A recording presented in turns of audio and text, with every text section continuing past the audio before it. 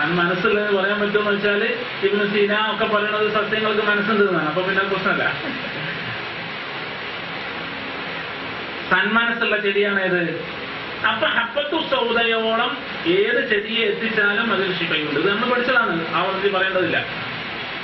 എന്നാൽ അതിനും അപ്പുറമുള്ള ഒരു ഫിസിഷ്യന്റെ ക്വാളിറ്റിയെ കുറിച്ചാണ് യഥാർത്ഥത്തിൽ നബി സല്ലല്ലാഹു അലൈഹി വസല്ലം അതിൽ ഉദ്ദേശിച്ചിരിക്കുന്നത്. എന്നാൽ തിബ്ബുൻ നബവിയുടെ ഇമാമുകളിലൂടെ തിബ്ബ് പഠിക്കുന്നതും നമ്മളുടെ ഭാഷാ പാണ്ഡിത്യം വെച്ചിട്ട് ഒരു കിതാബോട് നോക്കി നമുക്കിഷ്ടമുള്ള അർത്ഥം വെക്കണം തമ്മിലുള്ള വ്യത്യാസമാണ് ഇതിൽ വരുന്നത്. എന്നാൽ പലപ്പോഴും കേരളത്തിലൊക്കെ സംഭവിച്ചത് ഹദീസ് ബുഖാരിയിൽ നിന്ന് എടുക്കും, വ്യാഖ്യാനം സ്വന്തം നടത്തുകയും ചെയ്യും. അതിൽ കണ്ടത് ഹബ്ബത്തു സൗദ എല്ലാ രോഗങ്ങൾക്കും ശിഫയാണ്. അപ്പൊ മുന്നിൽ ഒരു ക്യാൻസർ രോഗി നിൽക്കുകയാണ്. ഞാൻ ഹബ്ബത്തു സൗദ പൊടിച്ചത് കൊടുത്ത് ക്യാൻസർ രോഗിന്റെ മോഷണം നിന്ന് കാലുകൾ നീര് വന്ന് ചിലപ്പോൾ കിഡ്നി അടിച്ചുപോയി, ചിലപ്പോൾ മരിച്ചുപോയി എന്നും വരും. ഭാഷ പ്രകാരം ഹദീസ് അങ്ങോട്ട് പഠിച്ചു കളയാം എന്ന ഇമാമുകൾ ഒരിക്കലും യോജിക്കാത്ത ഒരു രീതിയിൽ നിന്നാണ് ഇത്തരം വൈദ്യരൂപങ്ങൾ ഉണ്ടായത്. ഇതിനൊക്കെ തിബ്ബുൻ നബവി തന്നെ പറയാം.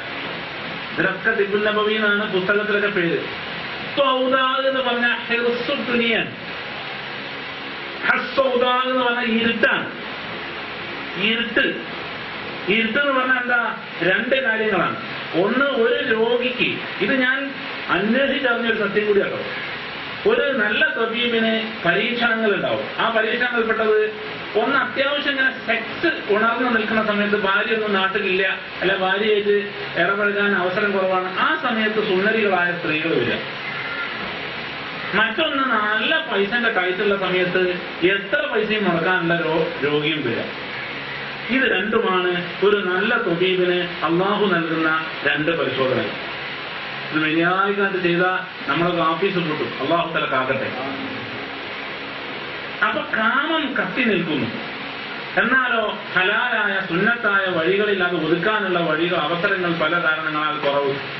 ഭാര്യക്ക് അതിന് അവസരങ്ങളില്ല, അല്ലെങ്കിൽ നമ്മൾ ദൂരത്താണ്, ഗൾഫ് പോയിട്ട് അറബികളെ ചികിത്സിക്കാൻ പോയതാണ്, അപ്പോഴാണ് അറബിച്ച് വന്ന് രോഗം പറയുന്നത്. ഒന്ന് അതാണ്.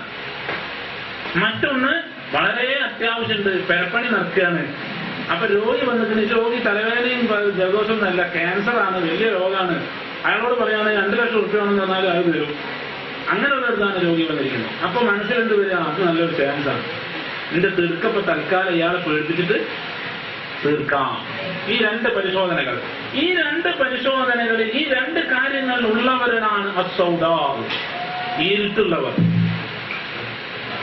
അപ്പൊ അൽ ഹബ്ബത്തു സൗദാഇ, അസ്സൗദാഇനെ നീക്കാനുള്ള അൽ ഹബ്ബ് അഥവാ നിന്റെ നഫ്സിലൂടെ റൂഹിലൂടെ നൂറാനിയത്തിന്റെ വിത്ത്, ആ വിത്ത് പാകലാണ് ദിക്ർ ഇസ്മി അല്ലെങ്കിൽ ദിക്റുൽ അസ്മാഇ.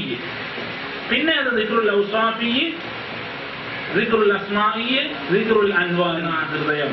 അതിലേക്ക് നീ ഒരു വിത്ത് പാകിയിട്ട് ആ വിത്തിനെ 4 ഘട്ടത്തിലായി മുളപ്പിച്ചെടുത്ത്. വിത്തിനെ ചെടിയെ കാണ്ഡമായി, കാണ്ഡത്തെ പഴമായി, പൂവായി വളർത്തിയെടുത്താൽ, അപ്പൊ ദിക്റുൽ അസ്മാഇയിൽ നിന്ന് 3 ഘട്ടങ്ങൾ കഴിഞ്ഞ് ദിക്റുൽ അൻവാരി എന്ന തലത്തിലേക്ക് നീ എത്തിയാൽ നിന്റെ ഉള്ളിലേക്ക് നൂറാനിയത്ത് വന്നു. അതോടുകൂടി അസ്സൗദാവ് പോയി. പിന്നെ അവിടെ ഇരുട്ടില്ല, പിന്നെ വെളിച്ചമേ ഉള്ളൂ. ഏത് വെളിച്ചം? പല റിദ്വാനം മിനല്ലാഹി അക്ബർ. അള്ളാന്റെ തൃപ്തി എനിക്ക് വലുത്. എന്റെ കഷ്ടപ്പാടൊക്കെ അവിടെ നിൽക്കട്ടെ. ഇയാൾക്ക് എത്ര എളുപ്പത്തിൽ ഇയാളെ ശിഫാക്കാൻ പറ്റുമോ അതിലൂടെ അള്ളാഹുവിന്റെ തൃപ്തിയാണ് എനിക്ക് വേണ്ടത് എന്ന ചിന്തയിലേക്ക് മാത്രം നീ വരുന്നൊരവസ്ഥ.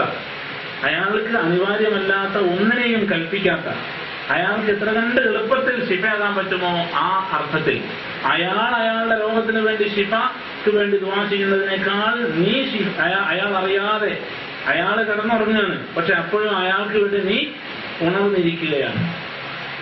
ആ അർത്ഥത്തിലേക്കുള്ള തൊബീബ് നീ ആകുമ്പോൾ നീ എന്തായി? ആ അൽ ഹബ്ബിനെ പാകിയവനും അതിനെ മുളപ്പിച്ചവനും അതിനെ പുഷ്പിപ്പിച്ചവനുമായി. അങ്ങനെയാണെങ്കിൽ ഷിഫാഉൻ, അത് ഷിഫയാണ്. അഥവാ ആ കൽബിലേക്ക് അല്ലാഹു ഷിഫയുടെ വിജ്ഞാനങ്ങൾ നൽകും. അഗ്നി, അതേസമയം ആകാശത്തിൽ നിന്ന് അനുഗ്രഹമായി ഇറങ്ങിയതും അഗ്നി. ഈ 2 അഗ്നികൾ ഇമാമന സുയൂത്തി റളിയല്ലാഹു അൻഹു അഗ്നിയെ സൃഷ്ടിപ്പിൽപ്പെടുത്തിയതിനെ കുറിച്ച് പിന്നീട് ചർച്ച വന്നു. തിബ്ബുൻ നബവിയിൽ അഗ്നിയെ സൃഷ്ടിപ്പിൽപ്പെടുത്തിയത്